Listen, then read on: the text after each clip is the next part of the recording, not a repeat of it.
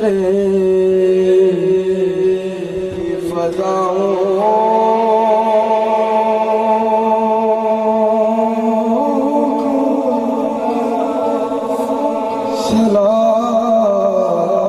نحمدہ نصلی علی رسولہ الکریم اما بعد فاعوذ باللہ من الشیطان الرجیم بسم اللہ الرحمن الرحیم۔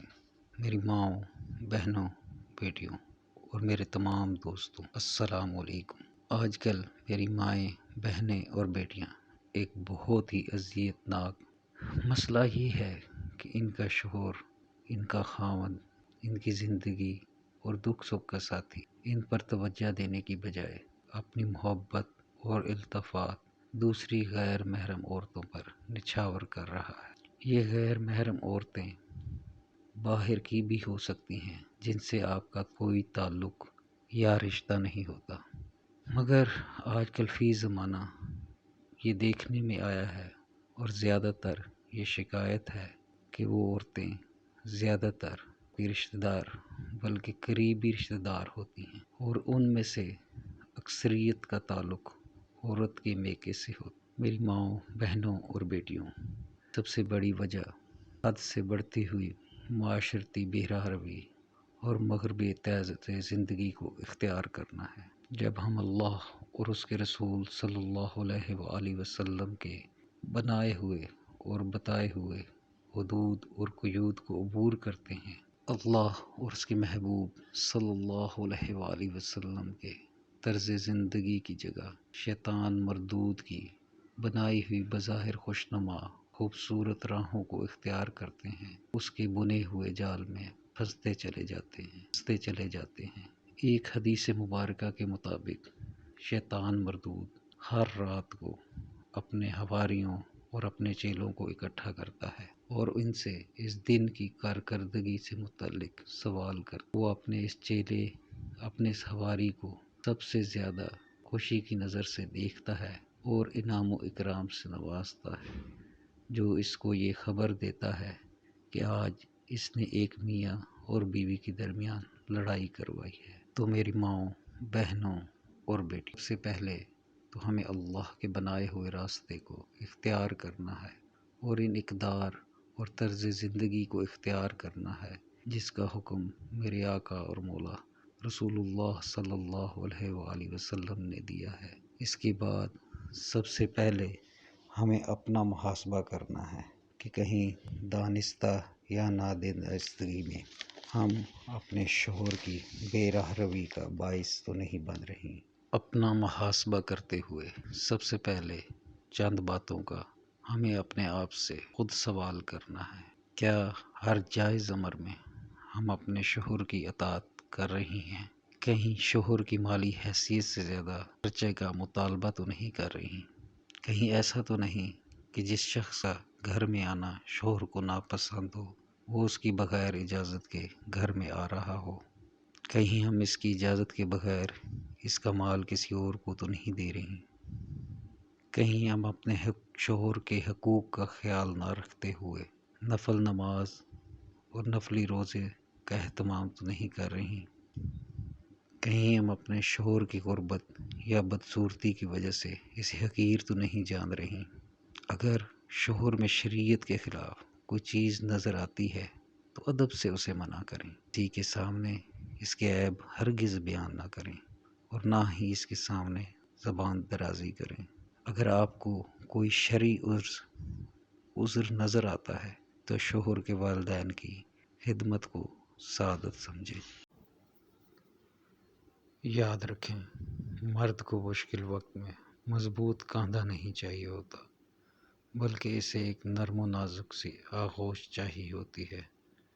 بچپن میں تو یہ سہارا ماں یا بہن دے دیتی تھی، لیکن شادی کے بعد مرد اپنی بیوی سے اس اخلاقی اور جذباتی حمایت کی امید لگا لیتا ہے۔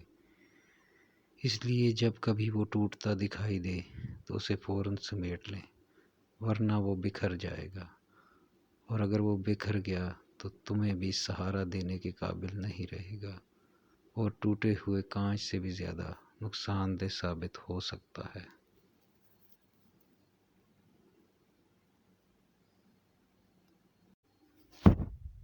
اب ہم بات کے دوسرے پہلو کی طرف آتے ہیں۔ عورت مرد کی اس بے وجہ بے راہ روی سے گھبرا جاتی ہے، پھر پھٹ پڑتی ہے۔ دوسری طرف شوہر باہر کی نظریں، باہر کے رنگ اور باہر کے راستے دیکھ چکا ہوتا ہے۔ انٹرنیٹ، موبائل اور نہ جانے کیا کیا اس کی دسترس میں ہوتا ہے، اور دوسری طرف خوددار، شریف اور نیک خواتین ہوتی ہیں۔ اب آپ گھبرا کر کہتی ہیں کہ مجھے میرا حق چاہیے۔ یہاں پر بھی میری بہن اور بیٹیوں سے التماس ہے کہ کچھ نرمی اختیار کریں۔ آپ نے یقیناً بہت درگزر کیا ہوگا، اب مزید اپنے درگزر کو بڑھائیے، اپنے پیار کو بڑھائیے اور اپنی محبت کو بڑھائیے۔ یقین جانیے، بہت سے گھروں میں سلگتی ہوئی آگ صرف اس بات پر بجھ جاتی ہے کہ آپ شوہر کی صبح کو صبح کہہ دیں، شام کو شام کہہ دیں اور اس کا دل جیت لیں۔ جب آپ دل جیت لیں گی تو وہ آپ کا ہوگا، آپ جیسا کہیں گی وہ ویسا کرے گا۔ میری بہنوں، آج ایک عزم کریں، ایک فیصلہ کریں کہ آپ نے اس کو محبت دینی ہے، توجہ دینی ہے اور پیار دینا ہے۔ جب آپ ایسا کریں گی تو پھر رت بدلے گی، موسم بدلیں گے، دل بدلیں گے، پھر مزاج بدلے گا، پھر صبحیں بدلیں گی، پھر شامیں بدلیں گی۔ یقین جانیے، کئی گھرانے ایسے ہیں جن کے گھروں میں اللہ کریم نے راحت اور برکت کا ایسا نظام قائم کیا کہ آج وہ ایک خوشحال اور پرمسرت زندگی گزار رہے ہیں۔ پھر آپ نے یا رب موسیٰ، یا رب کلیم، بسم اللہ الرحمن الرحیم کا ورد دن اور رات کرنا ہے، لاتعداد کرنا ہے۔ اس کے تو فائدے ہی انوکھے ہیں۔ گم شدہ چیز کے لیے چوری ہو گئی ہو چیز، انسانوں نے اٹھائی ہو یا جنات نے اٹھائی ہو، کوئی بندہ گم ہو گیا ہو اور نہ ملتا ہو، حتیٰ کہ یہ بھی پتہ نہیں کہ وہ زندہ ہے یا مر گیا، اتنے سالوں سے بندہ گم ہے، اور یہاں تک کہ وہ بندہ کس حال میں ہے۔ کوئی چیز چوری ہو گئی ہے اور ہم ایک دوسرے پر شک کر رہے ہیں۔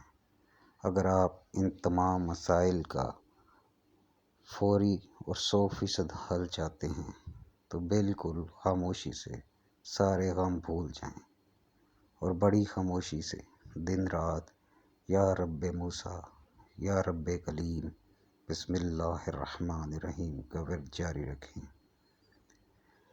جب آپ ان لفظوں کے ساتھ بسم اللہ الرحمن الرحیم پڑھیں گے تو ان لفظوں کی تاثیر حیرت انگیز طور پر بڑھ جائے گی، کیونکہ بسم اللہ الرحمن الرحیم میں پہلے رب رحمان ہے، پھر رحیم ہے۔ صفت رحمان کی تاثیر ہے کہ اللہ تعالی رزق دیتا ہے باوجود نافرمانی کے۔ اللہ تعالی ساری ضرورتیں پوری کر رہا ہے۔ صفت رحمان میں یہ چیز بھی ہے کہ وہ اپنے ماننے والوں کو بھی دے گا اور نہ ماننے والوں کو بھی عطا کرے گا۔ یہاں پر یا رب موسیٰ، یا رب کلیم، بسم اللہ الرحمن الرحیم کا تذکرہ چلا ہے، تو میں آپ کو یہاں بتاتا جاؤں کہ ہمارے سننے والوں میں کوئی دکھی ہوگا، کوئی مجبور، کوئی مسائل میں گھرا ہوا، پریشانیوں میں اٹکا ہوا ہو، الجھا ہوا ہو، تو بکثرت ان الفاظ کا ورد کرے۔